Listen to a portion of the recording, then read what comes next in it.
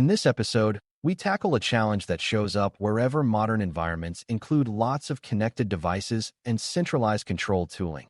How to architect Internet of Things, IoT, security, and management plane security in a way that reduces risk without blinding the people who have to operate and defend the environment.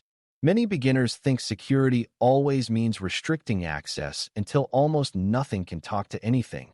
But operations depends on visibility, and visibility depends on communication.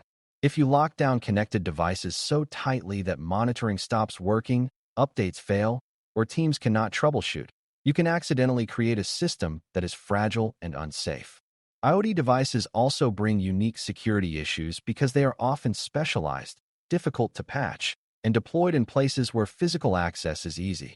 The management plane is uniquely sensitive because it is where administrators and automation control infrastructure, including identity systems, virtualization, networking, and security tooling.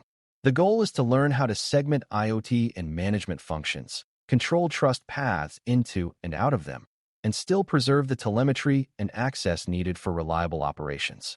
Before we continue, a quick note. This audio course is a companion to our course companion books. The first book is about the exam and provides detailed information on how to pass it best. The second book is a Kindle-only ebook that contains 1,000 flashcards that can be used on your mobile device or Kindle. Check them both out at cyber.author.me in the Bare Metal Study Guide series. A good starting point is to define what IoT and management plane mean, because they are often used loosely.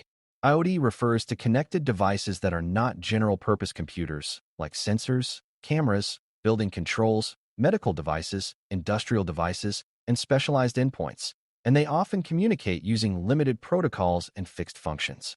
The management plane is the set of systems and interfaces used to administer, configure, and orchestrate infrastructure, including device management consoles, hypervisor managers, network controllers, identity administration portals, and automation services. Both IoT and management plane components can be extremely powerful targets because compromise can give attackers persistence, lateral movement, or control over physical processes. At the same time, both categories are operationally essential, meaning people rely on them every day to keep systems running and safe. This creates a tension. Strong isolation reduces risk, but too much isolation can break monitoring, patching, and response. Good architecture resolves this tension by making connectivity intentional, narrow, and observable rather than broad, hidden, or improvised. IoT security architecture begins with acknowledging that many IoT devices cannot be secured like laptops or servers. Some cannot run advanced endpoint protection, some have limited authentication options, and some are rarely updated because updates risk disrupting critical functions. That does not mean you accept insecurity. It means you place more emphasis on network placement, controlled communication, and strong monitoring. IoT devices should generally live in dedicated zones that separate them from user networks and sensitive server networks. Those zones should be designed around device function, such as separating cameras from environmental sensors or separating building systems from medical systems, because devices with different risk and criticality should not share the same trust space. Policy should default to limiting what devices can reach, focusing on allowing only the minimal connections required for their function, such as sending telemetry to a collector or receiving updates from an approved service. When you isolate IoT thoughtfully, you reduce the chance that a compromise of one device becomes a compromise of many. You also make it easier to monitor, because IoT traffic patterns are often predictable, and unusual traffic becomes more visible in a well-defined zone. Operational visibility for IoT depends on telemetry, and telemetry depends on having clear paths for data to reach monitoring and management systems.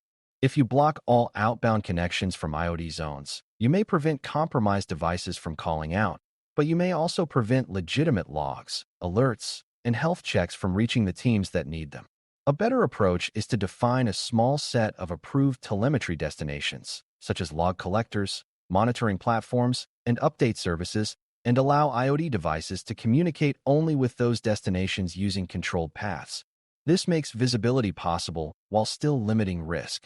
It also supports anomaly detection because if an IoT device tries to communicate with anything outside the approved set, it stands out as suspicious.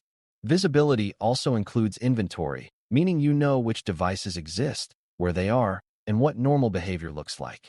Without inventory, you cannot tell whether a new device is legitimate or rogue.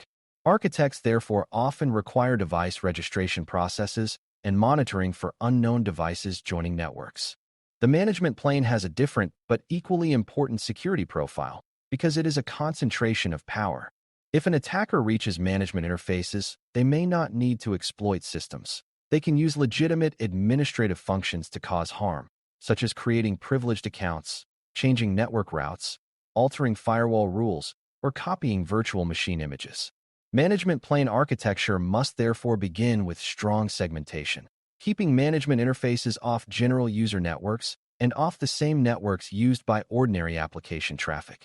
Management access should be available only through controlled administrative paths, such as dedicated administrative endpoints and hardened jump points, and it should require strong identity verification. It should also include tight authorization, so only the right administrators can perform high-impact actions. Even for beginners, it is critical to understand that management plane security is not optional hardening. It is core risk reduction. When the management plane is protected, many potential attacks are stopped even if public or private systems are under pressure. Operational visibility for the management plane involves both monitoring what the management tools are doing and ensuring that the management tools can see and control the systems they manage. If management systems cannot reach their managed assets, operations breaks. But if management systems can reach everything without restriction, compromise of management becomes catastrophic. The solution is to design explicit management channels that are separate from normal traffic, where management systems can reach managed assets using approved routes and protocols. This separation makes it possible to monitor and control management traffic distinctly, and it reduces the chance that ordinary workloads can touch management interfaces. Visibility also requires reliable logging of administrative actions, because administrative behavior is one of the most meaningful indicators of compromise. If you can see when accounts are created, permissions are changed, or systems are reconfigured, you can detect and respond to malicious use of management functions. Logs from management systems should be protected for integrity and retained appropriately, because attackers often try to erase or manipulate them. A management plane without trustworthy logs is powerful but blind. One of the biggest ways IoT and management plane security can go wrong is through hidden trust paths that connect these zones to more trusted areas. For IoT, a hidden trust path might be a device that has two network connections, one into an IoT zone and one into a private network, which can unintentionally bridge the zones. It might also be a shared service, like a name resolution service, that allows IoT devices to influence where other systems connect. For the management plane, hidden trust paths often appear when management interfaces are exposed on the same network used for normal work, or when remote access solutions place external devices directly into management networks.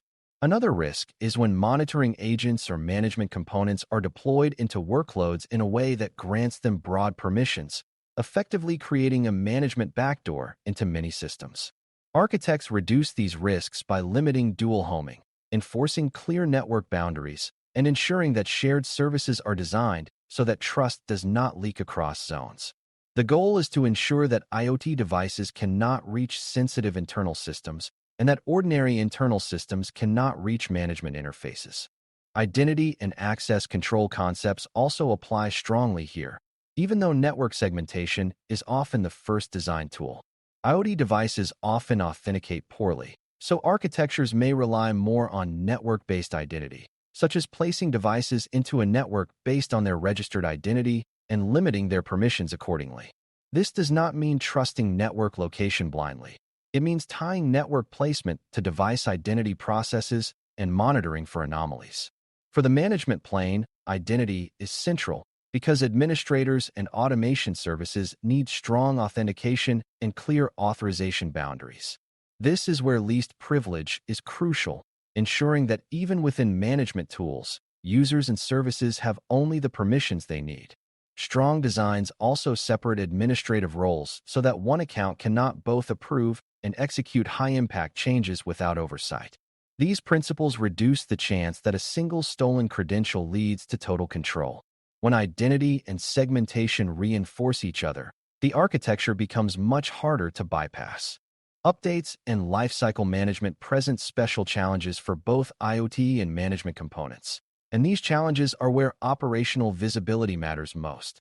IoT devices may not update often, but when they do, updates must be controlled and verified to prevent malicious firmware or software from being installed. They also need monitoring that can detect outdated versions and unusual behavior, even when patching is slow.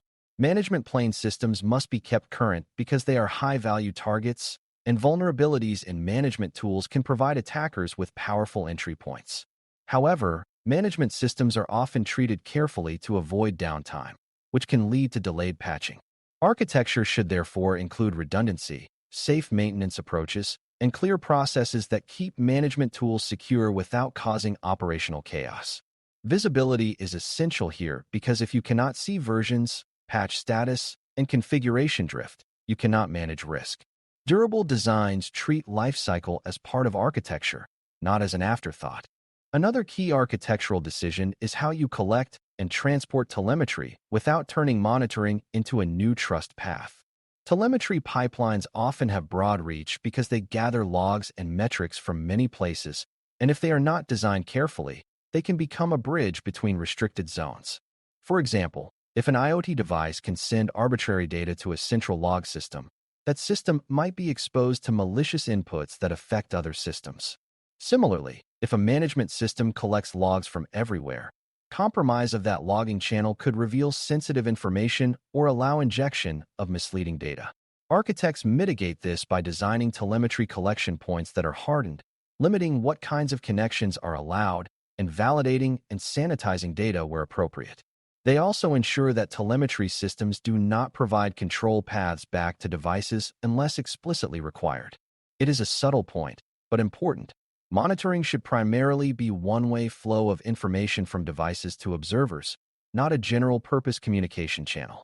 When monitoring is treated as critical infrastructure, operational visibility can increase without increasing risk. When you bring all of these ideas together, the overall approach becomes clear. Create dedicated IoT zones based on function and risk, limit IoT communication to necessary telemetry and update paths, and design those paths to be narrow and observable.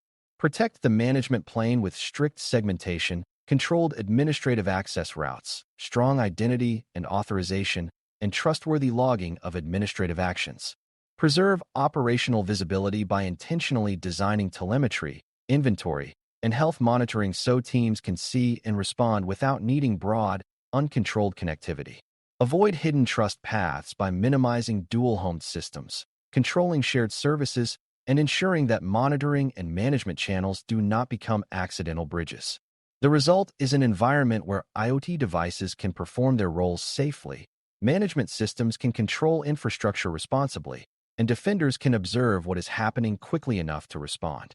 That balance between security and visibility is what turns a complex environment into something that is both defensible and operable. Thanks for listening. For more audio courses, daily newsletters, and more, please visit baremetalcyber.com.